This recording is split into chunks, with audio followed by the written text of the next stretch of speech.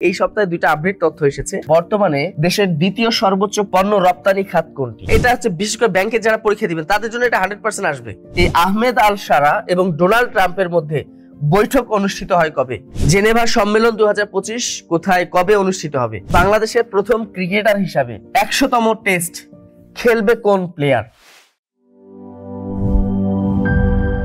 আসসালামু আলাইকুম, সবাইকে স্বাগত জানাচ্ছি বিদ্যাবাড়ি ইউটিউব চ্যানেলের পক্ষ থেকে। আমি মুজাহিদুল ইসলাম ওশান আছি আজকে আপনাদের সাথে আমাদের ইউটিউব চ্যানেলে সবার প্রিয় একটি আয়োজন, সেটি হচ্ছে সাপ্তাহিক আপডেট বুলেটিন। অর্থাৎ সাপ্তাহিক আপডেট বুলেটিন বলতে বোঝায় চলমান সপ্তাহে যে ঘটনাবলীগুলো আছে এই ঘটনাবলীগুলো থেকে পরীক্ষায় কমন উপযোগী এমন কিছু টপিক নিয়ে আমরা এই লাইভটি সাজিয়েছি, যেগুলো বর্তমানে চলমান চাকরি পরীক্ষায় তো অবশ্যই গুরুত্বপূর্ণ, পাশাপাশি সামনে যে চাকরি পরীক্ষাগুলো আসতেছে সেখানেও অনেকগুলো টপিক আসতে পারে। আর আপনারা জানেন যে বর্তমানে চলমান বিভিন্ন চাকরি পরীক্ষায় সাম্প্রতিক থেকে 2 থেকে 4, 5টি 10টি পর্যন্ত প্রশ্ন এটা কমন থাকে। বিশেষ করে আপনি যদি ব্যাংকের চাকরিতে দেখেন তাহলে আরো বেশি থাকে সেখানে, আর অন্যান্য চাকরি পরীক্ষাতেও 2, 4, 5টা করে থাকেই। তো সেরকমই একটি আয়োজন আমাদের সাপ্তাহিক আপডেট বুলেটিন। তো দেখা যাক আজকে আমাদের হচ্ছে পর্ব 20। এই সপ্তাহের কি কি নিউজ রয়েছে বা কি কি পরীক্ষা কমন উপযোগী প্রশ্ন আছে সেগুলো আমরা দেখব। এখানে যে তথ্যটি আছে সেটি হলো যে বর্তমানে দেশের দ্বিতীয় সর্বোচ্চ পণ্য রপ্তানি খাত কোনটি? খেয়াল করে দেখেন, এখানে কিন্তু প্রশ্ন করে নাই যে প্রথম খাত কোনটি, রপ্তানিকারক যে প্রথম সর্বোচ্চ প্রথম স্তরে কে আছে বা প্রথম অবস্থানে কোন খাতটি আছে, এটা বলেনি, বলছে দ্বিতীয়। তার মানে এভাবে পেঁচিয়ে প্রশ্ন আসতে হবে। এটা একটা নতুন একটা আপডেট তথ্য। তো আমরা তো জানি যে প্রথম যদি আমরা দেখি, প্রথম যে খাতটি সেটি হচ্ছে মূলত তৈরি পোশাক, তাই না? যেটা হলো তৈরি পোশাক, এটা বরাবরই বাংলাদেশের প্রথম রপ্তানি খাত বা রপ্তানি পণ্য আর কি, তৈরি পোশাক। অর্থাৎ আমরা বলতে পারি আমাদের দেশে যে সমস্ত যতগুলো বৈদেশিক মুদ্রা আমরা অর্জন করি প্রত্যেক বছরই রপ্তানি থেকে, ঠিক আছে, এই রপ্তানি থেকে। আবার একটা হলো শ্রম বাজার একটা কিন্তু আছে, রেমিটেন্স কিন্তু না। অর্থাৎ কোনো পণ্য রপ্তানি করে আমরা যে আয়টা করি তার মধ্যে সর্বোচ্চ পরিমাণে আয় করে হচ্ছে তৈরি পোশাক থেকে। আর দ্বিতীয় অবস্থানে যেটি আছে আমরা জানি সেটি হলো মূলত হচ্ছে চামড়া ও চামড়াজাত দ্রব্য।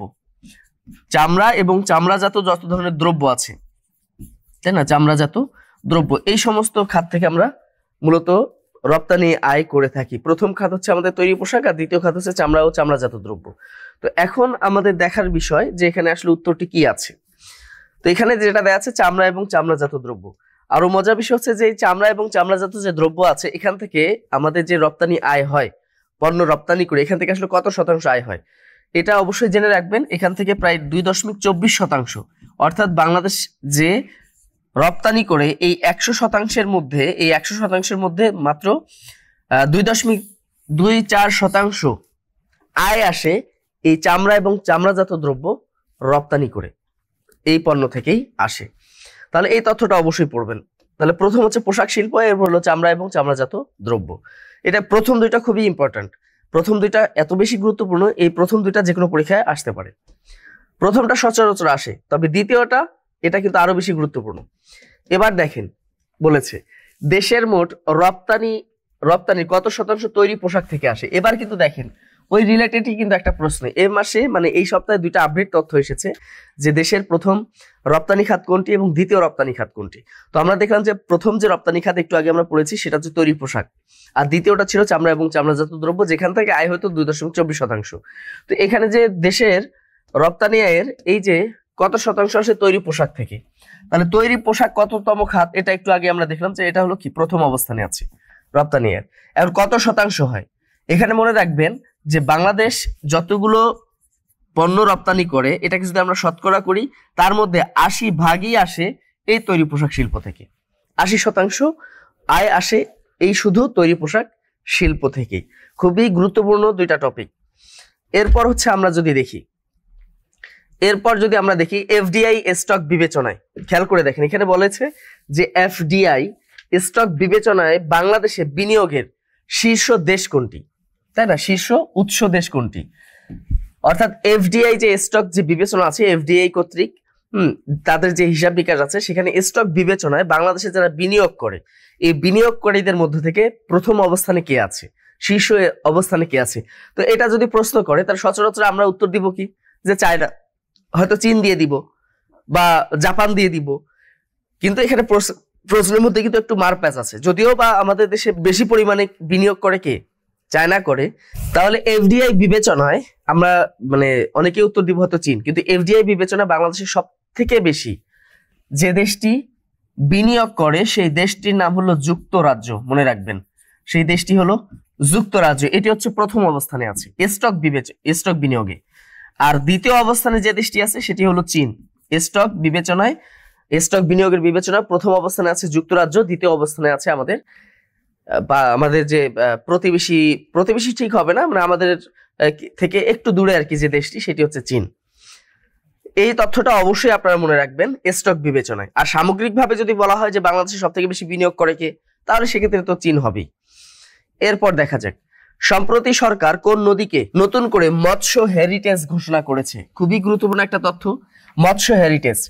এখন এখানে দেখেন মৎস্য হেরিটেজ বলতে কি বোঝায়। এটা হলো একটা প্রাকৃতিক এমন একটি জায়গা যেখানে আসলে মাছের যে বিশেষ করে মাছকে কিভাবে নতুন নতুন জাত উদ্ভাবন করা যায় বা সেটাকে আরো রিসাইকেল করা যায়, পাশাপাশি যেটা হলো প্রাকৃতিক দিক থেকে হচ্ছে মাছ চাষের জন্য অনেক উপযুক্ত, পাশাপাশি যেটার জলাশয় বা পানীয় যে অংশটা, কারণ আপনারা জানেন যে মাছ হচ্ছে পানি ছাড়া বাঁচতে পারে না, পানিতেই মূলত মাছ জন্মে বা পানিতেই তারা লালিত পালিত হয় বা সেখানেই তারা বেড়ে ওঠে। তো এরকম একটা প্রাকৃতিক যে জায়গা সেটা আমরা জানি, এটাকে বলা হয় কি মৎস্য হেরিটেজ। তো মৎস্য হেরিটেজ হিসাবে যে জায়গাটিকে ঘোষণা করা হয় সেটি হচ্ছে মূলত হালদা। এই যে হালদা যে নদী আমরা জানি, এই হালদা নদীকে মৎস্য হেরিটেজ হিসাবে ঘোষণা করা হয়েছে। এবং সেটি কবে ঘোষণা করা হয়েছে এটাও আপনাদের জানা দরকার, সেটা হচ্ছে 2020 সালে। 2020 সালে এটিকে প্রথমবারের মতো মৎস্য হেরিটেজ হিসাবে ঘোষণা করা হয়েছে বা মৎস্য অভয়ারণ্য হিসাবে এটাকে ঘোষণা করা হয়েছে। তাহলে এটাও আপনাদের জন্য, যেহেতু এটা সাম্প্রতিক একটি তথ্য এসেছে বা এই তথ্যটা হয়তো অনেক আগে থেকে আলোচিত, তবে সাম্প্রতিককালে বা সাম্প্রতিক সময়ে এটা আরো বেশি আলোচিত, এই জন্য অবশ্যই এটা আপনারা জানবেন। একটু দেখেন যে এরপরে যে প্রশ্নটি আছে, বিশ্বের সবচেয়ে বড় কৃষি পণ্য আমদানিকারক দেশ কোনটা? কৃষি পণ্য, অর্থাৎ কৃষি পণ্য আমদানি করে সব থেকে বেশি কৃষি পণ্য আমদানি করে কোন দেশটি বেশি আমদানি করে, এটা আপনাদের জানতে হবে। এখন আমদানিকারক এবং রপ্তানিকারক, এখানে শুধু আমদানিকারক জানলে হবে না, এর সাথে আপনার রপ্তানিকারকও জানতে হবে। তো সব থেকে বেশি কৃষি পণ্য আমদানি করে যে দেশটি, সেই দেশটির নাম মনে রাখবেন চীন। সেই দেশটি কোনটি? চীন। সেই দেশটির নাম হলো চীন। এখন প্রশ্ন আসতে পারে যে সব থেকে বেশি রপ্তানি করে কে? কৃষি পণ্য সব থেকে বেশি রপ্তানি করে কোন দেশটি? সেই দেশটির নাম হলো যুক্তরাষ্ট্র। তাহলে সব থেকে বেশি রপ্তানি করে, কি রপ্তানি করে? এই কৃষি পণ্য সবচেয়ে বেশি রপ্তানি করে যে দেশটি, সেই দেশটির নাম হলো, প্রথম অবস্থানে যে দেশটি আছে সেটি হলো যুক্তরাষ্ট্র। এই তথ্য দুইটা খুবই সুন্দর করে মনে রাখবেন, যেহেতু এটা কৃষির সাথে যুক্ত একটা বিষয়। তাহলে মনে রাখবেন যে পৃথিবীতে বর্তমানে যতগুলো স্বাধীন দেশ আছে, এই স্বাধীন দেশগুলোর মধ্যে সব থেকে বেশি কৃষি পণ্য আমদানিকারকের দিক থেকে প্রথম অবস্থানে আছে চীন, এবং রপ্তানির দিক থেকে প্রথম অবস্থানে আছে যুক্তরাষ্ট্র। এই তথ্যগুলো অবশ্যই আপনাদের জানতে হবে। এরপরে যে তথ্যটি আছে সেটি হচ্ছে যে পিলখানা হত্যাকাণ্ড নিয়ে। দেখেন এই পিলখানা নিয়ে তেমন প্রশ্ন এর আগে কখনো আসেনি। পিলখানা হত্যাকাণ্ড নিয়ে নির্মিত যে প্রামাণ্য চিত্র আছে, এই যে একটা প্রামাণ্য চিত্র আছে, কোনটাকে নিয়ে? পিলখানা হত্যাকাণ্ড নিয়ে। তো এই পিলখানা হত্যাকাণ্ড নিয়ে নির্মিত যে একটা প্রামাণ্য চিত্র আছে, এই চিত্রটার নাম আসলে কি? এখন আপনাদের জানতে হবে যে আসলে পিলখানা হত্যাকাণ্ডটা কবে হয়েছিল। অনেকেই আপনারা হয়তোবা জানেন না বা হয়তোবা এখন ওই বিষয়ে সম্পর্কে অবগত নন। পিলখানা হত্যাকাণ্ড হচ্ছে 2009 সালে, সেই সময় 25 ফেব্রুয়ারি এবং 26 ফেব্রুয়ারি বিডিআর যে সদর দপ্তর, তৎকালীন বিডিআর বর্তমান নাম হচ্ছে বিজিবি, এই যে তথ্যগুলো দেখেন, একটা জ্ঞান থেকে কত কিছু জানা দরকার। তৎকালীন নাম ছিল বিডিআর, আর যেটা হলো নতুন নাম হচ্ছে কি? মূলত নতুন নাম হলো কি? বিডিআর এর নতুন নাম হলো BGB, border guard of Bangladesh, তাই না? এটা বর্ডার গার্ড অফ বাংলাদেশ, আর তখন নাম ছিল বিডিআর, বাংলাদেশ রাইফেলস। তো এই যে নতুন নাম হলো বিজিবি। তো তৎকালীন এই বিডিআর সদর দপ্তর যেটা হচ্ছে পিলখানা, যেটাকে মূলত পিলখানা বলা হয়। তো পিলখানা, এই পিলখানা শব্দ অর্থ কি? পিল মানে হচ্ছে হাতি, আর খানা মানে কি? যেখানে হাতি লালন পালন করা হয়। তো এই পিলখানা মানে এই জায়গাটাতে একটা সময় হাতি লালন পালন করা হতো, যেটা নীলক্ষেত বা নিউ মার্কেটের পার্শ্ববর্তী একটি এলাকা, আর ওদিকে হচ্ছে জিগাতলা।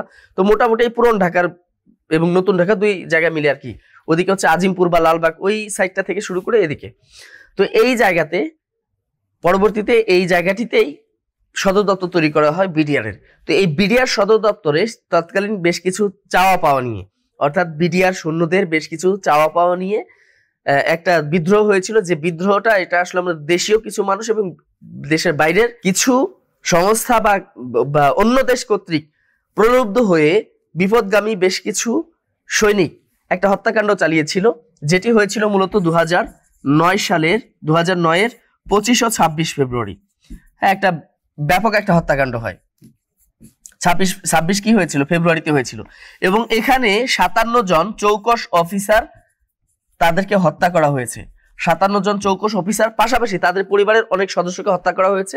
এছাড়াও আরো অনেকেই এখানে নিহত হয়েছে, আর এছাড়াও অনেক সাধারণ সৈন্য এখানে নিহত হয়েছিল, তাদেরকে হত্যা করা হয়েছে। তো এই যে এটা হলো বাংলাদেশ ইতিহাসে খুবই একটা কালো অধ্যায় এবং মর্মান্তিক একটি ঘটনা। আপনারা জানবেন যে প্রথম বিশ্বযুদ্ধ এবং দ্বিতীয় বিশ্বযুদ্ধের মতো ঘটনাতেও এত সংখ্যক অফিসার মারা যায়নি যত অফিসার মারা গেছে এই বিডিআর বিদ্রোহে।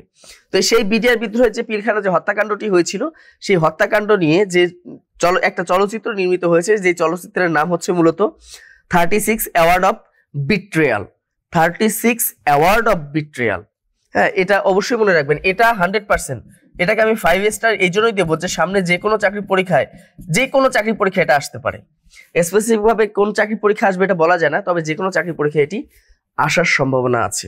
এরপর যে প্রশ্নটি আছে সেই প্রশ্ন নিয়ে যদি আমরা আলোচনা করি, এরপরে যে প্রশ্নটি আছে, বাংলাদেশের উপর যুক্তরাষ্ট্রের দেওয়া নতুন শুল্ক কর কবে থেকে কার্যকর হয়েছে?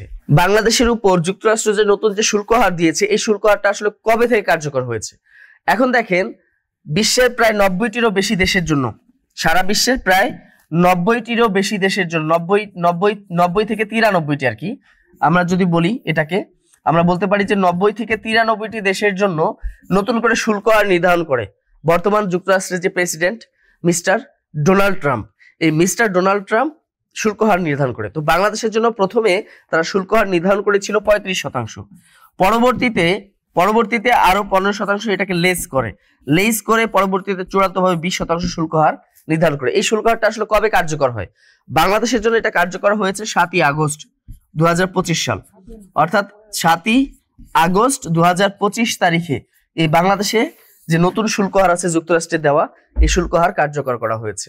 এটিও আপনাদের জন্য খুবই গুরুত্বপূর্ণ। এবং এর সাথে মনে রাখবেন যে প্রথমে কত শতাংশ হার নির্ধারণ করেছিল? আমরা জানি 35%, পরবর্তীতে এটাকে আরো কমানো হয়, কমিয়ে 20% নির্ধারণ করা হয়, 15% কমিয়ে দেওয়া হয়। তো এটি বাংলাদেশে কার্যকর করা হয়েছে 7ই আগস্ট 2025 সালে। এটিও আপনাদের পরীক্ষা প্রশ্ন এটা আসছে। এই যে শুল্ক হার, এটা যতটুকু আমার মনে পড়ে 47 বা 49তম বিসিএস, যে কোনো একটা, আমার যতটুকু মনে হয় সম্ভবত 47তম বিসিএস এই প্রশ্নটি এসেছিল, কত শতাংশ শুল্ক হার নির্ধারণ করা হয়েছে। তো এটা অবশ্যই আপনাদের আসার মতো একটি তথ্য। এরপর দেখেন, এটা হচ্ছে বিশেষ করে ব্যাংকে যারা পরীক্ষা দিবেন তাদের জন্য এটা 100% আসবে। সামনে যে পরীক্ষাগুলো দিবেন সেটা হচ্ছে সম্প্রতি দেশের 5টি শরিয়া ভিত্তিক, এই যে শরিয়া ভিত্তিক বেশ কিছু ইসলামী ব্যাংক ছিল, এই ইসলামী ব্যাংকগুলোকে একীভূত করে একটা বিশেষ একটা ব্যাংক নামকরণ করা হয়েছে। এখন আমাদের যেটা জানা দরকার যে কোন কোন ব্যাংকগুলোকে একীভূত করা হয়েছে। আমরা জানি যে ব্যাংকগুলো, সেটা হচ্ছে ফার্স্ট সিকিউরিটি ইসলামী ব্যাংক, তাই না? ফার্স্ট সিকিউরিটি ইসলামী ব্যাংক। এছাড়াও ছিল এর সাথে ইউনিয়ন ব্যাংক, এছাড়া এর সাথে ছিল হচ্ছে গ্লোবাল ইসলামী ব্যাংক। আপনারা জানেন গ্লোবাল ইসলামী যে ব্যাংকটা ছিল, গ্লোবাল ইসলামী ব্যাংক। এছাড়াও এই 3টা ব্যাংক তো ছিল, তার সাথে আরো ছিল, আমরা জানি সেটা হচ্ছে এক্সপোর্ট ইম্পোর্ট ব্যাংক, যেটাকে বলা হয় এক্সিম ব্যাংক, তাই না? এই যে এক্সিম ব্যাংক, এটা ছিল। এছাড়া একটা ব্যাংক ছিল সোশ্যাল ইসলামী ব্যাংক, তাই না?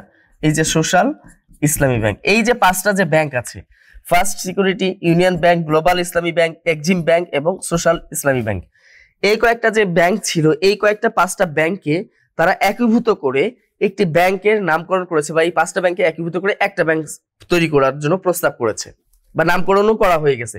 সেটা হলো কি সম্মিলিত ইসলামী ব্যাংক, এই নামে নামকরণ করা হয়েছে। সেই ব্যাংকের নাম কি? আপনারা দেখেন, সম্মিলিত ইসলামী ব্যাংক। এই 5টা ব্যাংক হয়তো তাদের দেখা যাচ্ছে অর্থ ঘাটতি, পাশাপাশি বিভিন্ন কারণে এই ব্যাংকগুলো আসলে দেউলিয়া হওয়ার পথে ছিল, যার কারণে 5টাকে একীভূত করে সম্মিলিত ইসলামী ব্যাংক নামকরণ করা হয়েছে। তো অবশ্যই এটা বিশেষ করে যারা ব্যাংকের পরীক্ষা দিবেন তাদের জন্য বেশি গুরুত্বপূর্ণ, অন্যান্য চাকরির জন্য এটা বেশি গুরুত্বপূর্ণ। এবার যে প্রশ্নটি আছে সেই প্রশ্নটি আমরা একটু দেখব। এবারে যে প্রশ্নটি আছে COP30 সম্মেলন, খেয়াল করে দেখেন, COP30 সম্মেলন 2025 কোন শহরে অনুষ্ঠিত হবে? এই যে COP30 যে সম্মেলন আছে 2025, এটি কোথায় অনুষ্ঠিত হতে যাচ্ছে বা হচ্ছে? এখন আমরা যদি এখন দেখি যে COP30 সম্মেলন 2025 কোথায় হচ্ছে, এই COP30 সম্মেলন প্রথম যেখানে অনুষ্ঠিত হয়েছিল আমরা জানি, প্রথম অনুষ্ঠিত হয়েছিল জার্মানিতে, তাই না? এই COP30 সম্মেলন প্রথম অনুষ্ঠিত হয়েছিল জার্মানিতে কত সালে? 1995 সালে। 1995 সালে প্রথম COP30 সম্মেলন অনুষ্ঠিত হয়েছিল। পরবর্তীতে এবার যে COP30 সম্মেলন এটা অনুষ্ঠিত হচ্ছে বেলেম শহরে। আপনারা জানেন সবাই বেলেম শহরটা হচ্ছে ব্রাজিলে, ব্রাজিলে অবস্থিত একটি শহর, সেটা হচ্ছে বেলেম শহর। এখন এটা কবে অনুষ্ঠিত হচ্ছে? অনুষ্ঠিত কিন্তু হচ্ছে। তো এই যে অনুষ্ঠিত হচ্ছে, এই অনুষ্ঠিত হওয়ার তারিখটা কবে? আমরা জানি চলতি মাসে, অর্থাৎ এই মাসের 10 থেকে 21 নভেম্বর, 10 থেকে 21 নভেম্বর, এই 11 থেকে 12 দিন, 10 থেকে 21 নভেম্বর বর্তমানে চলমান আছে। 10 থেকে 21 নভেম্বর এই সম্মেলনটি চলমান রয়েছে বা চলছে আমাদের এই সময়। তাহলে এখান থেকে আপনাদের জানতে হবে যে COP30 সম্মেলন, প্রথম যে সম্মেলনটা এটা কোথায় হয়েছিল এটা আপনাদের জানতে হবে। বর্তমান সর্বশেষ যে সম্মেলন যেটা চলমান আছে COP30 সম্মেলন, এটা কোথায় হচ্ছে, কত তারিখে হচ্ছে, এটাও আপনাদের সুন্দর করে মনে রাখতে হবে। তো এইভাবে আপনারা তথ্যগুলো জেনে রাখবেন। এরপর যদি আমরা দেখি, তাই না, জার্মানিতে, মানে জার্মানির ওই যে বার্লিন শহরে আর কি, জার্মানির বার্লিন শহরে এটি অনুষ্ঠিত হয়েছিল 1995 সালে। পরবর্তী যে প্রশ্নটি আছে, এই যে রাকেফেদ যে কারাগারটি, এটি কোন শহরে অবস্থিত? রাকেফেদ কারাগারটি কোন শহরে অবস্থিত? মনে রাখবেন, আমরা জানি এই যে কারাগারের নাম শুনলে আমাদের কিউবার কথা মনে পড়ে, তাই না? সেই গুয়ান্তানামো বে কারাগার, সেই কুখ্যাত কারাগার, যে কারাগারটি বর্তমান কিউবাতে অবস্থিত এবং এটি পরিচালনা করে মার্কিন যুক্তরাষ্ট্র। এবং এখানে দেখা যায় বিশ্বের যে ভয়াবহ, বিশেষ করে যারা আমরা জানি যে তথাকথিত বা যুক্তরাষ্ট্রের দেয়া যে বিভিন্ন ধরনের নাম, ISIS, তারপর হচ্ছে আল কায়েদা, এ ধরনের বিভিন্ন ধরনের উগ্রবাদী বেশ কিছু সংগঠন আছে। এছাড়াও অনেক ধরনের যে তাদের দেয়া নাম বা তাদের দ্বারা কথিত যে সংগঠনগুলো আছে, এই সংগঠনের বিভিন্ন ব্যক্তিবর্গকে এবং বিশেষ করে মুসলিম সম্প্রদায়ের যারা নেতৃস্থানীয় যারা ব্যক্তি আছে, এদেরকে গোপনে সেই কারাগারগুলোতে গিয়ে আটকে রেখে তাদেরকে শারীরিক নির্যাতন করা হয় এবং বছরের পর বছর তাদেরকে বিকলাঙ্গের মতো করে আচরণ করা হয় এবং তাদেরকে বিকলাঙ্গের মতো তারা জীবনযাপন করে। তো এই যে গুয়ান্তানামো বে কারাগারের কথা মনে পড়ে, তো অনেকে হয়তো ভাবতে পারেন যে যেটা আছে রাকেফেদ, এই কারাগারটা হয়তো বা কিউবাতে হতে পারে।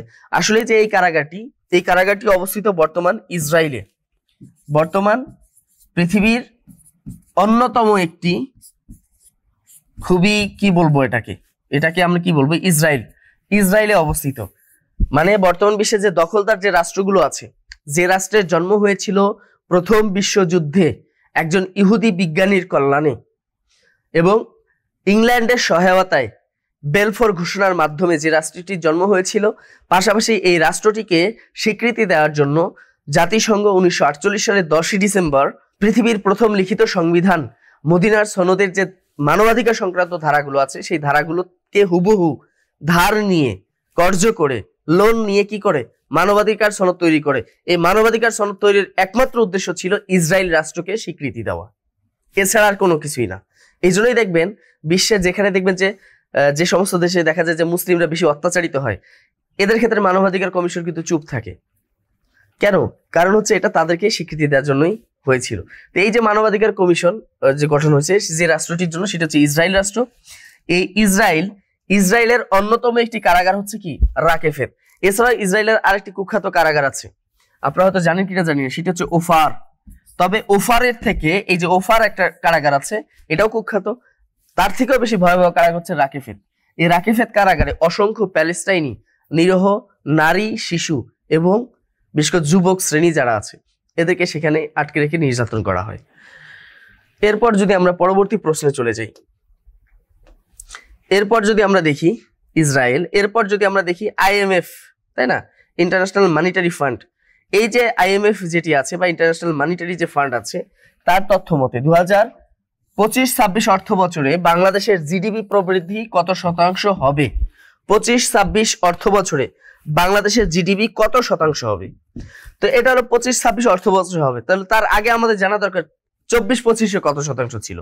যদি প্রশ্ন আসে যে 2024-25 সালে 2024-25 অর্থ বছরে IMF এর তথ্য মতে বাংলাদেশের জিডিপি প্রবৃদ্ধির হার কত শতাংশ নির্ধারণ করা হয়েছিল, তাহলে সেটার উত্তর হচ্ছে 3.69। মনে রাখবেন 3.69% জিডিপি প্রবৃদ্ধির হার ধরা হয়েছিল। তবে 2025-26 অর্থ বছরে এসে জিডিপি প্রবৃদ্ধির হার একটু বাড়ানো, একটু মানে কিন্তু অনেকখানি বাড়ানো হয়েছে, প্রায় 1% বেড়ে গেছে। 1% বেড়ে প্রায় 4.5-এর উপরে হয়ে গেছে, 4.60% বা মানে 4.5-এর উপরে চলে গেছে, অর্থাৎ 4.9% এখানে হয়েছে। 4.9% নির্ধারণ করা হয়েছে। তার মানে যদি কখনো প্রশ্ন আসে 2024-25-এ, তাহলে মনে রাখবেন 2024-25-এ ছিল 3.69%, 3.69% ছিল জিডিপি প্রবৃদ্ধির হার, আর 25-26 অর্থ বছরে এটাকে করা হয়েছে 4.9%। তার মানে জিডিপি প্রবৃদ্ধির হার এবছর প্রায় আমি বলতে পারি 1.21% বেড়ে যাবে বলে তারা ধারণা করতেছে। এটা অবশ্য আমাদের অর্থনীতির জন্য একটা সবুজ সংকেত। এভাবে যদি জিডিপি প্রবৃদ্ধির হার হয় তাহলে অবশ্যই এটা আমাদের দেশের জন্য অবশ্যই মঙ্গলজনক হবে।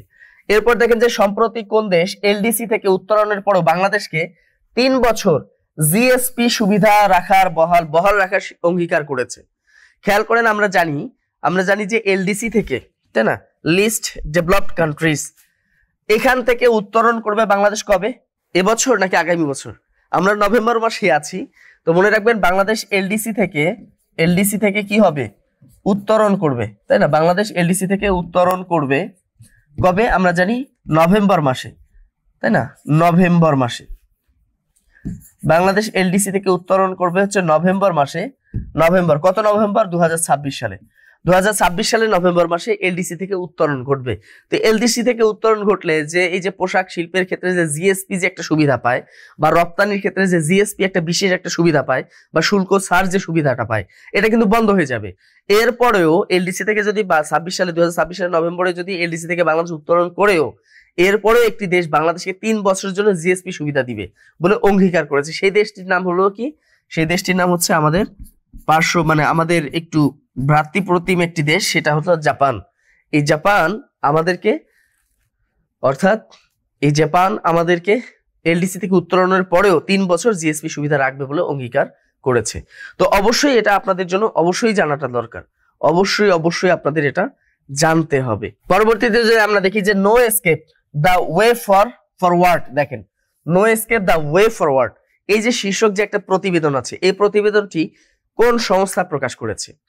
আপনারা জানেন যে এই যে এটা আছে, এটা অবশ্যই কোনো মানব অধিকার সংক্রান্ত কোনো সংস্থা হতে পারে, অথবা মানব রিসার্চ সংক্রান্ত কোনো সংস্থাই হবে। তাহলে আপনারা খুঁজে বের করেন যে মানুষের মানবাধিকার বা মানব সম্পদ রিসার্চ অথবা কি মানব উন্নয়নমূলক কোনো সংস্থা আছে কিনা। এরকম একটি সংস্থা আছে, আমরা জানি ইউএনএইচসিআর, তাই না? এই ইউএনএইচসিআর যে সংস্থাটি আছে, এই সংস্থাটি মূলত এই প্রতিবেদনটি প্রকাশ করে। যে সংস্থাটিকে আমরা দেখতে পাই ঠিক এরকম ইউএনএইচসিআর, তাই না? এইচসিআর, এই সংস্থাটি এই no escape the way forward এই প্রতিবেদনটি প্রকাশ করেছিল। এরপর দেখেন যে জেনেভা সম্মেলন 2025 কোথায় কবে অনুষ্ঠিত হবে? এখন আমার প্রশ্ন হচ্ছে, এই জেনেভা সম্মেলন 2025 কবে অনুষ্ঠিত, মানে কোন স্থানে অনুষ্ঠিত হবে, এটা আপনারা একটু কমেন্টস করবেন। এবার দেখা যাক এই জেনেভা সম্মেলন 2025 কবে অনুষ্ঠিত হবে। আমরা জানি 20 নভেম্বর, তাই না, অনুষ্ঠিত, মানে এটাকে আমরা বলতে পারি কি, অর্থাৎ এই জেনেভা যে সম্মেলনটি আছে, এই সম্মেলনটি অনুষ্ঠিত হবে। তো যখন আপনারা এই লাইভটা দেখবেন বা এই ভিডিওটা দেখবেন, তখন কিন্তু এই জেনেভা সম্মেলন অলরেডি হয়ে যাবে বা চলমান অবস্থায় আছে। অর্থাৎ 2025 সালে এটা হয়েছে বা হবে, এটা হচ্ছে 20 নভেম্বর, মনে রাখবেন 20 নভেম্বর 2025 তারিখ এই সম্মেলনটি হবে, বা পরে যারা লাইভ দেখবেন হয়েছে, ঠিক আছে? এটা আপনাদের মনে রাখতে হবে, 20 নভেম্বর 2025। এরপর যদি আমরা দেখি পরবর্তী প্রশ্ন, এই যে সিরিয়ার যে প্রেসিডেন্ট আছে, বর্তমান প্রেসিডেন্ট আহমেদ আল শারা, এই আহমেদ আল শারা এবং ডোনাল্ড ট্রাম্পের মধ্যে বৈঠক অনুষ্ঠিত হয় কবে? আমরা জানি যে সিরিয়া সৃষ্টি লগ্ন থেকে সিরিয়া খুবই অস্থিরতার মধ্য দিয়ে যাচ্ছে। অর্থাৎ পৃথিবীতে যতগুলো স্বাধীন দেশ আছে, স্বাধীন দেশের মধ্যে সব থেকে বেশি অস্থিরতার মধ্যে দিয়ে গেছে সিরিয়া।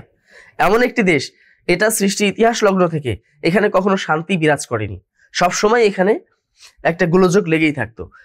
এই হলো সেই দেশটি, যেটা নাম হলো সিরিয়া, মধ্যপ্রাচ্যের একটি দেশ। তো এই সিরিয়া যে বর্তমান যে প্রেসিডেন্ট আছে আহমেদ আল শারা এবং মিস্টার ডোনাল্ড ট্রাম্প, মার্কিন যুক্তরাষ্ট্রের প্রেসিডেন্ট, তার মধ্যে একটা সম্মেলন অনুষ্ঠিত হয়েছে সমঝোতামূলক। সেই সম্মেলনটি অনুষ্ঠিত হয়েছে 10 নভেম্বর, মনে রাখবেন 10 নভেম্বর 2025 তারিখে এই সম্মেলনটি অনুষ্ঠিত হয়েছে। এই দুই প্রধানমন্ত্রী এবং প্রেসিডেন্ট, অর্থাৎ প্রেসিডেন্টের মধ্যে, দুই প্রেসিডেন্টের মধ্যে আর কি।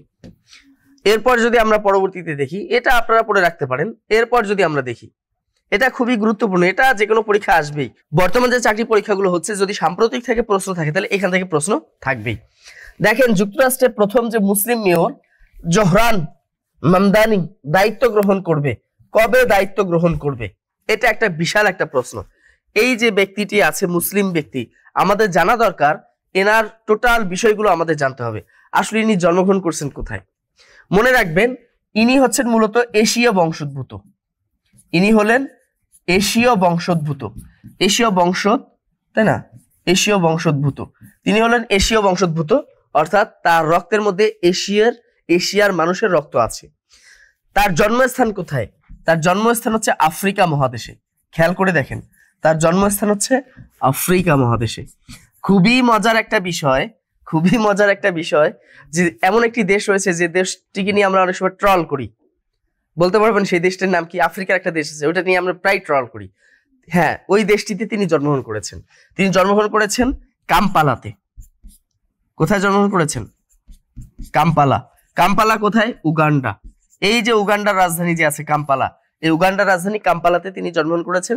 তিনি জন্মগতভাবে আফ্রিকার মানুষ, কিন্তু বংশোদ্ভূত তিনি হলেন এশিয়া বংশোদ্ভূত মানুষ।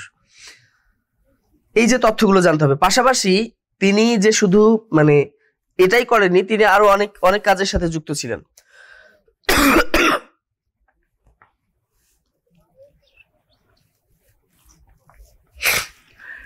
এছাড়াও তিনি, আমরা যদি দেখি যে তার ধর্ম কি, এই ধর্ম নিয়ে একটা প্রশ্ন আসে, তার ধর্ম কি? আমরা জানি তার ধর্ম হলো ইসলাম। এখন ইসলামের ভিতরে আবার প্রধান দুইটা ভাগ আছে, একটা শিয়া এবং একটা সুন্নি। তো তার যেটা আমি এটাকে বলি যে গোত্র বলি, অথবা যদি আমি শাখা বলি, তাহলে কোন শাখা? ইসলাম বলতে তাকে বলা হয় দ্বাদশী শিয়া। দ্বাদশী শিয়া, দ্বাদশী শিয়া, তাই না, দ্বাদশী শিয়া আর কি। দ্বাদশী শিয়া বলতে যেটা বোঝায়, আমরা জানি যে হযরত আলী, হ্যাঁ, হযরত আলী এর পক্ষের যারা লোক ছিল, বিশেষ করে ইমাম হাসান হুসাইন, এই যে কারবালার প্রান্তরে ঘটনা তো আমরা জানি, এজিদ কর্তৃক শাহাদাত বরণ হয়েছিল কে? হযরত ইমাম হুসাইন, তাই না, ইমাম হুসাইন রাদিয়াল্লাহু আনহু। তো এই ইমাম হুসাইনকে তিনি যখন শাহাদাত বরণ করলেন, তো এই যে তার পক্ষের যারা লোকেরা পরবর্তীতে তারা মানে ভিন্ন একটু মতের অবলম্বী হয়ে যায়, যাদেরকে আমরা শিয়া বলে থাকি। এই শিয়ারা মূলত নবী হিসাবে বলি বা ইমাম হিসাবে বিশ্বাস করে হযরত আলী হচ্ছে প্রথম ইমাম, এবং শেষ ইমাম হচ্ছে ইমাম মাহদী, যাকে আমরা ইমাম মাহদী সামনে আসবে বলে আমরা জানি, হ্যাঁ, সবাই আমরা বিশ্বাস করি। তো এই শিয়াদের মধ্যে অনেকগুলো ভাগ আছে। ইসমাইলি শিয়া আছে, জাইদিয়া শিয়া আছে, আরেকটা হলো দ্বাদশী শিয়া। ইসমাইলি শিয়ারা 7 জন ইমামের বিশ্বাস করে, 7 জন ইমাম। প্রথম ইমাম হচ্ছে হযরত আলী, শেষ ইমাম ইমাম মাহদী, এবং মাঝে আরো 5 জন ইমাম আসবে। এই দ্বাদশী শিয়ারা 12 জন ইমামে বিশ্বাসী। প্রথম ইমাম হচ্ছে ইমাম হযরত আলী, শেষ ইমাম হচ্ছে ইমাম মাহদী। তো এই দ্বাদশী শিয়ায় তিনি বিশ্বাসী ছিলেন। পাশাপাশি একটা সংগঠন ছিল, আপনারা হয়তো জানবেন কিনা, জেনে অবাক হবেন, যে student for the justice, for the justice, তাই না, for the justice in Palestine. In কি? প্যালেস্টাইন নামক একটা সংস্থা ছিল। প্যালেস্টাইন নামক একটা সংস্থা ছিল। তিনি যখন বিশ্ববিদ্যালয়ে পড়াশোনা করতেন মার্কিন যুক্তরাষ্ট্রে, সেখানে একটি সংস্থা ছিল student for the justice in Palestine. এই যে একটা যে ছাত্র সংগঠন ছিল, এটার তিনি সভাপতি ছিলেন। এই ছাত্র সংস্থার তিনি কি ছিলেন? সভাপতি ছিলেন। খুবই গুরুত্বপূর্ণ তথ্য, হ্যাঁ, এগুলো আপনারা অবশ্যই পড়ে নেবেন। তো এই যে বিষয়টি আছে, মার্কিন যুক্তরাষ্ট্রে যে এই যে নিউ ইয়র্ক শহরের যে মেয়র জোহরান মামদানি, প্রথম মুসলিম মেয়র, তিনি দায়িত্ব গ্রহণ করবেন কবে? এই প্রশ্নটা আমাদের সবার মাঝেই ঘুরপাক খাচ্ছে। এই প্রশ্নটা আমাদের সবার মাঝেই ঘুরপাক খাচ্ছে। তো তার বয়স হলো কি? বয়স যদি আমি বলি, তার বর্তমান বয়স হচ্ছে 34 বছর বয়স। 34 বছর বয়স। তো তিনি দায়িত্ব গ্রহণ করবেন মূলত 1 জানুয়ারি 2026 সালে। 1 জানুয়ারি 2026 সালে তিনি তার যে দায়িত্ব আছে মেয়র হিসাবে, এই দায়িত্ব তিনি পালন করবেন। তো আশা রাখা যায় যে তিনি হয়তোবা মুসলিমদের পক্ষে কাজ করলেও করতে পারেন, কিন্তু করবেন কিনা একমাত্র আল্লাহ ভালো জানেন। কারণ মার্কিন যুক্তরাষ্ট্রের যে পলিসি, সেই পলিসি অনুযায়ী আসলে সবাইকে চলতে হয়। এরপর দেখা যাক 1 জানুয়ারি 2026। এরপর যদি আমরা দেখি বুকার পুরস্কার 2025 লাভ করে কে? এটা পারার কথা। এটা একটু আপনারা নিজেরাও কমেন্টস করবেন, মানে আমি উত্তর বলার আগেই আপনারা একটু কমেন্টস করেন। এই যে বুকার পুরস্কার, তাই না, বুকার পুরস্কার 2025 লাভ করে কে? এখানে দেখেন যে বুকার পুরস্কার 2025 লাভ করে একটা বিশেষ গ্রন্থের জন্য। সেই গ্রন্থের নাম কি? আমরা জানি সেই গ্রন্থের নাম হচ্ছে ফ্লেশ। আর ওই ব্যক্তি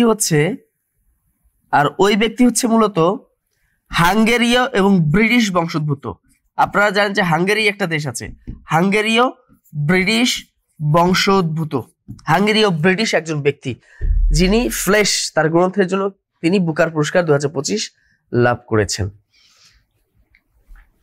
তো এই যে বুকার পুরস্কার যে লাভ করে সেই ব্যক্তির নাম কি? ডেভিড সালাই বা ডেভিড সৌলাই বা ডেভিড সোলাই, যেটাই আমরা বলি না কেন, তার গ্রন্থের নাম হচ্ছে কি, তার উপন্যাস যে উপন্যাসটি ছিল সেটি হচ্ছে কি ফ্লেশ। তিনি একজন হাঙ্গেরীয় ব্রিটিশ বংশোদ্ভূত একজন কবি। তিনি এটা এই ফ্লেশ এই উপন্যাসের জন্য তিনি বুকার পুরস্কার পেয়েছেন। COP31 জলবায়ু সম্মেলন কোথায় অনুষ্ঠিত হবে? একটু আগে আমরা কিন্তু আলোচনা করেছি COP30 সম্পর্কে। এখন আমরা যে প্রশ্নটি আলোচনা করব সেই প্রশ্নটি হচ্ছে COP31। এই যে COP31 যে জলবায়ু সম্মেলন আছে, এই সম্মেলনটি কোন দেশে অনুষ্ঠিত হবে? অবশ্যই COP31 আগামী বছর অনুষ্ঠিত হবে, অর্থাৎ 2026 সালে অনুষ্ঠিত হবে, এরকম নভেম্বর মাসে অনুষ্ঠিত হবে। তবে এটি কোন দেশে অনুষ্ঠিত হবে এটা একটা তথ্য। আমরা একটু আগে দেখলাম যে COP30 প্রথম COP সম্মেলন, প্রথম সম্মেলন হয়েছিল বার্লিনে, জার্মানি 1995 সালে। সর্বশেষ সম্মেলন যেটা বর্তমানে চলমান আছে 10 থেকে 21 নভেম্বর চলছে এখন, বেলেম শহরে ব্রাজিলের। তবে COP31 যে সম্মেলনটি অনুষ্ঠিত হবে এটা হচ্ছে ওশেনিয়া মহাদেশে অনুষ্ঠিত হবে। তাহলে শুধু এই যে আপনারা যখন পড়বেন, এই পড়ার ক্ষেত্রে আপনারা দেশটার নাম জানলেন যে অস্ট্রেলিয়াতে অনুষ্ঠিত হবে। যদি আসে কোন মহাদেশে অনুষ্ঠিত, এই জন্য দেশের সাথে মহাদেশটা একটু পড়ে রাখবেন। সেই মহাদেশটার নাম হলো ওশেনিয়া মহাদেশ। ঠিক আছে, এটা একটু মনে রাখবেন যে ওশেনিয়া মহাদেশ অস্ট্রেলিয়া, ওশেনিয়া মহাদেশের অস্ট্রেলিয়ায় এই সম্মেলনটি অনুষ্ঠিত হবে আগামী কত সালে? আগামী বছর নভেম্বর মাসে। নভেম্বর, কত নভেম্বর? 2026 সালে নভেম্বর মাসে এই সম্মেলনটি আশা করা যায় অনুষ্ঠিত হবে। এরপর যদি আমরা বলি, এরপর যে প্রশ্নটি আছে, এই যে লালদিয়া কন্টেইনার টার্মিনাল কোথায় নির্মিত হবে?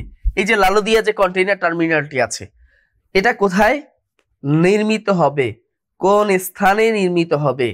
এটা অবশ্যই আপনাকে জানতে হবে, অবশ্যই জায়গার নাম জানতে হবে, অবশ্যই সাথে সাথে জেলার নামটাও জানবেন, পাশাপাশি বিভাগের নামটিও আপনাদেরকে জানতে হবে। তাহলে দেখেন, এই যে লালদিয়া যে কন্টেইনার যে টার্মিনাল যেটি নির্মাণ করা হবে, এবং এই কন্টেইনার যে টার্মিনালটি আছে, এই কন্টেইনার টার্মিনালটি এটি নির্মাণ কাজ শেষ হবে। এটার নির্মাণ কাজ শেষ হবে কবে? এটির নির্মাণ কাজ মূলত শেষ হবে 2030 সালে। 2030 সালে এটার নির্মাণ কাজ শেষ হয়ে যাবে। এখন এটা নির্মাণ কাজে সহায়তা করবে কে? এটা নির্মাণ কাজে সহায়তা করবে ডেনমার্কের একটা রাষ্ট্রীয় একটি কোম্পানি আছে। এটা ডেনমার্কের কোম্পানি এটি নির্মাণে সাহায্য করবে, যেটা বাংলাদেশের নৌ পরিবহন যে কর্তৃপক্ষ আছে তাদের সাথে এই কোম্পানি চুক্তি করেছে, ডেনমার্কের রাষ্ট্রীয় কোম্পানি। তো এই যে লালদিয়া যে কন্টেইনার টার্মিনালটি যে নির্মাণ করা হবে এটি কোথায় হবে? এটি নির্মিত হবে, এটি যদি আমি বলি কোন বিভাগ কোন জেলা, আর যদি বলি যে স্থান, তাহলে মনে রাখবেন বিভাগ আর জেলা হলো চট্টগ্রাম, জেলা হিসাবে চট্টগ্রাম আর বিভাগ হিসাবেও চট্টগ্রাম বিভাগ, আর স্থান হচ্ছে পতেঙ্গা, তাই না? পতেঙ্গা, চট্টগ্রামের পতেঙ্গায় এখানে এই কন্টেইনারটি নির্মাণ করা হবে, যেটা নির্মাণ কাজ শেষ হবে 2030 সালে, এবং এটিতে সহায়তা করবে ডেনমার্ক, অর্থাৎ ডেনমার্ক, তাই না? চট্টগ্রামের পতেঙ্গা। এরপর যদি দেখি বিশ্বের সর্বোচ্চ রেলওয়ে স্টেশন, এটা আসার মতো একটা প্রশ্ন। বিশ্বের সর্বোচ্চ রেলওয়ে স্টেশন, এটি সাম্প্রতিক সময়ে একটি নির্মিত একটি স্টেশন। আপনারা হয়তো একটি দেশের নাম জানেন যে চায়নার অনেকগুলো বিতর্কিত অঞ্চল আছে, এর মধ্যে একটি অঞ্চল আছে স্বায়ত্তশাসিত অঞ্চল, সেটা নাম হলো তিব্বত, তাই না? সেটা হলো কি তিব্বত। তো তিব্বতের ইতিহাস অনেক আগে থেকে। আমরা যদি সেই আর্য পরবর্তী যে যুগ আছে, অর্থাৎ অনার্যদেরকে সে আর্যরা কৃষ্টি কালচার ধর্মকর্ম শিখাইলো, তো ওই সময়টাতেই এই অনার্যদের দ্বারা বৈদিক সমাজ সৃষ্টি হলো, বেদ ভিত্তিক সমাজ, বৈদিক সমাজ। তো এই বৈদিক সমাজ যখন সৃষ্টি হলো তখন বর্ণভেদ করা হলো, এই যে বৈশ্য, শূদ্র, তারপর হলো কি ক্ষত্রিয়, ব্রাহ্মণ, এরকম যে বর্ণ করা হলো, তখন দেখা গেছে যারা শূদ্র এবং যারা বৈশ্য ছিল এদের ভিতরে একটু অসন্তুষ্টি দেখা দিল। তো ওই সময়টাতেই গৌতম বুদ্ধ নামক একজন ব্যক্তি এই নেপাল বা তিব্বতের মাঝখানে, নেপাল বা তিব্বতের লুম্বিনী শহর বা এই দুই অঞ্চলের মধ্যেই তিনি একটা নতুন ধর্ম চালু করলেন, যেটা হলো বৌদ্ধ ধর্ম। তো এই বৌদ্ধ ধর্মের মূলত উৎপত্তি হয়েছে নেপাল এবং তিব্বতের মধ্যবর্তী একটা জায়গা থেকে। তো তখন থেকে দেখা গেছে যে এই তিব্বত অঞ্চলে বিশেষ করে যারা শূদ্র ছিল এবং বৈশ্য এবং শূদ্র যারা ছিল তারা অনেক বেশি বৌদ্ধ ধর্ম গ্রহণ করা শুরু করলো। ঠিক ওই সময় আবার আরেকটি ধর্মের প্রচলন হয়, সেটা হচ্ছে জৈন ধর্ম, এবং পাশাপাশি আরেকটা ধর্মের সূচনা হয়েছিল তার পরবর্তী সময়, যেটা হলো শিখ ধর্ম। এখানেও এই যে বৈশ্য এবং শূদ্র এই ধর্মের মানুষরা বা এই গোত্রের মানুষরা বেশি বেশি ধর্ম গ্রহণ করে। তো ওই সময় তিব্বত অঞ্চলটা মূলত বৌদ্ধ ধর্মের জন্য অনেক বেশি একটা পরিচিত একটা অঞ্চল হিসাবে যায় আর কি। তো যেটা হলো এখনো তিব্বত অঞ্চলটি বৌদ্ধ ধর্মের জন্য সুপরিচিত একটি অঞ্চল, তবে এটি একটি স্বায়ত্তশাসিত অঞ্চল যেটি স্বাধীনতা চাচ্ছে বা স্বাধীন হতে চাচ্ছে। তো এখানকার যে শাসক, সেই শাসকদেরকে বলা হয় তো মূলত দালাই লামা। সেই শাসকদেরকে বলা হয় দালাই লামা, তাই না? দালাই লামা বলা হয় শাসকদেরকে। তো দালাই লামা বলে না যে দালাই লামা এখন কোথায় আছে, ইন্ডিয়াতে আছে, বা দালাই লামা এই সেই। তো দালাই লামা হচ্ছে কোনো ব্যক্তির নাম না, এটা হচ্ছে তাদের মানে একটা উপাধি আর কি। যেমন আমরা ফিরাউন, তাই না? ফিরাউন কাদেরকে বলা হয়? ফারাও রাজাদেরকে উপাধি ছিল ফিরাউন, ঠিক তেমনই দালাই লামা বলা হয়। তো এই যে এইটা অবস্থিত হচ্ছে চীনের যে তিব্বত যে অঞ্চলটি আছে, তিব্বতে অবস্থিত এই যে টাঙ্গুলা রেলওয়ে স্টেশন, মনে রাখবেন টাঙ্গুলা রেলওয়ে স্টেশন, এটি কোথায় অবস্থিত? চীনের তিব্বতীয় অঞ্চলে অবস্থিত বা তিব্বতে অবস্থিত, এটা আপনাদের মনে রাখতে হবে। এবং আপনারা জানেন যে তিব্বত কিন্তু অনেক উঁচু একটি দেশ, এবং তিব্বতের যে রাজধানী আছে সেই রাজধানী হচ্ছে লাসা, যেটাকে কি বলা হয়? নিষিদ্ধ রাজধানী বা নিষিদ্ধ শহর বলা হয়। এটা সমুদ্রপৃষ্ঠ থেকে সব থেকে উঁচুতে অবস্থিত একটি রাজধানী শহর, যেটা মানে সাধারণত দেখা যায় যে বায়ুচাপ অথবা আর্দ্রতা এগুলো অনেক উঁচু হওয়ার কারণে খুবই বায়ুচাপটা মানে এখানে দেখা যায় সাধারণভাবে জীবনযাপন করাটা অনেক বেশি কষ্টকর হয়ে যায়। তো যাই হোক, এই কারণে পাশাপাশি দালাই লামা বা সেখানে যে ধর্মীয় যে আন্দোলন বা দেশ থেকে স্বাধীনতা আন্দোলন, নানা কারণে এটাকে নিষিদ্ধ শহর বলা হয়ে থাকে। এরপর যদি আমরা পরবর্তীতে দেখি, সম্প্রতি যুক্তরাষ্ট্র ল্যাতিন আমেরিকায় ঘোষিত নতুন সামরিক অভিযানের নাম কি? ল্যাতিন আমেরিকা বলতে কি বুঝায়? ল্যাতিন আমেরিকা বলতে যেটা বুঝায় সেটা হচ্ছে, যেমন আপনারা যদি বলেন যে Paraguay, Uruguay, Bolivia, Argentina, Brazil, হ্যাঁ, মেক্সিকো, কিউবা, হ্যাঁ, এই যে অঞ্চলগুলো যে আছে এগুলোকে বলা হয় মূলত ল্যাতিন আমেরিকা। এটা তো আপনারা অবশ্যই জানেন। তো এই ল্যাতিন আমেরিকায় একটা অভিযান পরিচালনা করবে, বা একটা সামরিক অভিযান তারা পরিচালনা করেছে বা একটা ঘোষণা করেছে। সেই অভিযানের নামটা আপনাদের জানতে হবে, এটা অবশ্য আসার মতো একটি প্রশ্ন। সেই অভিযান হচ্ছে মূলত operation southern spear. Operation southern spear কেন বলা হয়? এটা ল্যাতিন আমেরিকাটা হচ্ছে আমেরিকার দক্ষিণ অঞ্চলে অবস্থিত, যে Argentina, Bolivia, Cuba, Paraguay, Uruguay, Mexico, এগুলো হচ্ছে মানে মার্কিন যুক্তরাষ্ট্রের দক্ষিণ দিকে অবস্থিত, যার কারণে এই অপারেশনটার নাম রাখা হয়েছে অপারেশন সাউদার্ন স্পিয়ার। এটা অবশ্যই আপনারা পড়ে রাখবেন। সম্প্রতি ইন্দোনেশিয়া সরকারের B50 নীতিটা আসলে কি? সম্প্রতি এই যে ইন্দোনেশিয়া যে সরকার আছে, এই ইন্দোনেশিয়া সরকারের B50 নীতিটা আসলে কি? B50 নীতিটা আসলে কি? মনে রাখবেন যে আমরা জানি যে বর্তমান বিশ্বে অনেকগুলো দেশ কার্বন নিঃসরণ করতেছে। এর মধ্যে কার্বন নিঃসরণের অন্যতম একটি দেশ হলো চীন, মার্কিন যুক্তরাষ্ট্র, ভারত, জাপান। এই সমস্ত দেশ প্রচুর পরিমাণে কার্বন নিঃসরণ করে, যেটা ওজোন স্তরের জন্য প্রচুর ক্ষতিকর, পাশাপাশি তাপমাত্রা বাড়িয়ে দেয়, ওজোন স্তরে ক্ষতের সৃষ্টি করে, ফুটোর সৃষ্টি করে, এভাবে ক্ষতিগ্রস্ত হচ্ছে। এই জন্য সম্প্রতি ইন্দোনেশিয়া একটি পদ্ধতি গ্রহণ করেছে, সেটি হলো যে ডিজেল উৎপাদন করার ক্ষেত্রে, এই ডিজেল যখন উৎপাদন করা হবে, ডিজেল উৎপাদন করার ক্ষেত্রে দেখা যায় প্রচুর পরিমাণে কার্বন নিঃসরণ হয়। এই কার্বন নিঃসরণ কিভাবে কমানো যায়? এই জন্য ডিজেল উৎপাদনের জন্য কমপক্ষে 50% পাম অয়েল ব্যবহার করতে হবে। পাম অয়েল ব্যবহার করলে কার্বন নিঃসরণটা কমে যাবে। এই নীতিটাই হচ্ছে মূলত কি? B50 নীতি। এটা আসার মতো একটি প্রশ্ন, এটা পরীক্ষায় আসার মতো একটি প্রশ্ন। সেটা হচ্ছে কার্বন নিঃসরণ কমানোর লক্ষ্যে ডিজেল উৎপাদনে কমপক্ষে 50% কি করবে? পাম অয়েল ব্যবহার করতে হবে। এরপর একটি চমৎকার একটি প্রশ্ন, সেটি হলো যে বাংলাদেশের প্রথম ক্রিকেটার হিসাবে 100তম টেস্ট খেলবে কোন প্লেয়ার? এখন যদি আপনাদেরকে প্রশ্ন করা হয় যে পৃথিবীর ইতিহাসে 200তম টেস্ট কে খেলেছে, তাই না? 200তম টেস্ট ম্যাচ কে খেলেছে? তাই এই উত্তর তো সবাই আমরা দিতে পারবো, তা না হচ্ছে সচিন টেন্ডুলকার, ভারতের। এটা তো আমরা জানি। কিন্তু বাংলাদেশের ইতিহাসে বা বাংলাদেশের ক্রিকেটের ইতিহাসে সব থেকে বেশি টেস্ট ম্যাচ যেটার স্বীকৃতি পেয়েছিল আমরা জানি 2001 সালে, ওয়ানডে স্বীকৃতি পেয়েছিল কত? 1999 সালে। তো এই যে টেস্ট যে স্বীকৃতি, এই যে টেস্ট স্বীকৃতি পাওয়ার পর বাংলাদেশের হয়ে সর্বপ্রথম 100তম টেস্ট ম্যাচ খেলতেছে, এটা চলমান আছে, বর্তমানে এটি চলমান রয়েছে, আপনারা জানেন। তো এই 100তম টেস্ট হিসাবে খেলবে আমরা জানি বাংলাদেশের অত্যন্ত একজন ব্যাটসম্যান ছিল, গুরুত্বপূর্ণ, খুবই জনপ্রিয়, মুশফিকুর রহিম, তাই না? মুশফিকুর রহিম প্রথমবারের মতো 100তম টেস্ট ম্যাচ তিনি খেলবেন। এবং পাশাপাশি আপনাদের একটা জানা দরকার যে এই মুশফিকুর রহিমের একটা না দুইটা না তিনটা ডাবল সেঞ্চুরি আছে টেস্টে। বাংলাদেশের ক্রিকেটার হিসেবে এটাই একমাত্র ক্রিকেটার হিসেবে তার 200 রান আছে, টোটাল 3টি আছে। এটাও আপনাদের বিভিন্ন পরীক্ষার জন্য গুরুত্বপূর্ণ। এটা আপনাদের জানতে হবে যে 100তম টেস্ট ম্যাচ খেলবে কে? মুশফিকুর রহিম। পরবর্তীতে যদি দেখি ইউএন হাউস ইন বাংলাদেশ, অর্থাৎ ইউনাইটেড নেশন, জাতিসংঘের প্রত্যেকটা দেশে একটা করে কার্যালয় আছে। যেহেতু বাংলাদেশ জাতিসংঘের একটি কি সদস্য দেশ, তো জাতিসংঘের যে 193টি সদস্য দেশ আছে, এই প্রত্যেকটা দেশেই তাদের একটা করে কার্যালয় আছে। ঠিক তেমনি বাংলাদেশেও একটি জাতিসংঘের কার্যালয় আছে, যেটি অবস্থিত বর্তমানে গুলশানে, ঢাকার গুলশান এলাকাতে এটি অবস্থিত। এবং এই যে ঢাকার যে গুলশান এলাকায় যে অবস্থিত যে এই এলাকাটি আছে, বা এই যে জাতিসংঘের যে বাংলাদেশের যে কার্যালয়, এটা হচ্ছে ঢাকার গুলশানে অবস্থিত। এখন কথা হচ্ছে এটা উদ্বোধন করা হয় কবে? এটা করা হয়েছে 2022 সালে। 2022 সালের 15ই নভেম্বর। 2022 সালের 15ই নভেম্বর এটি উদ্বোধন করা হয়েছিল। অ্যান্তোনিও গুতেরেস এটি উদ্বোধন করেন। অ্যান্তোনিও গুতেরেস তিনি এটি উদ্বোধন করেন। এটা মানে তিনি সশরীরে না এসে, তিনি অনলাইনে হোক বা যে কোনো উপায় হোক, তিনি এটা উদ্বোধন করেছিলেন। হয়তো মানে আধুনিক প্রযুক্তি বা অর্থাৎ অনলাইনের মাধ্যমে, তাই না, ভিডিও কলিং এর মাধ্যমে তিনি এটি উদ্বোধন করেছিলেন। তো এই ছিল আজকের আপনাদের সাপ্তাহিক যে আপডেট বুলেটিন, অর্থাৎ চলমান সপ্তাহের যে গুরুত্বপূর্ণ যে তথ্যগুলো। আপনারা আজকে যে তথ্যগুলো দেখেছেন, এই তথ্যগুলোর ভিতরে এরকম প্রায় 8 থেকে 10টি তথ্য আছে, যেটি বর্তমান চাকরিতে আসার জন্য মানে খুবই খুবই খুবই উপযুক্ত। অবশ্যই এই তথ্যগুলো পড়বেন। আর পাশাপাশি অবশ্যই যারা আপনাদের পরিচিত যারা আছে, তাদেরকে অবশ্যই বলবেন আমাদের যে বিদ্যাবাড়ি যে ইউটিউব চ্যানেল আছে, এই চ্যানেলটি যেন তারা সাবস্ক্রাইব করে, যাতে করে তারাও যেন এখান থেকে উপকৃত হতে পারে।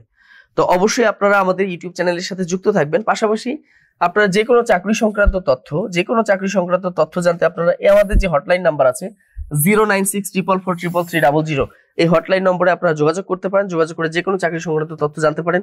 এছাড়া আমাদের যে ওয়েবসাইট আছে www.bidyabari.com, ওয়েবসাইটে গিয়েও বিভিন্ন চাকরি সংক্রান্ত তথ্যগুলো আপনারা জানতে পারবেন।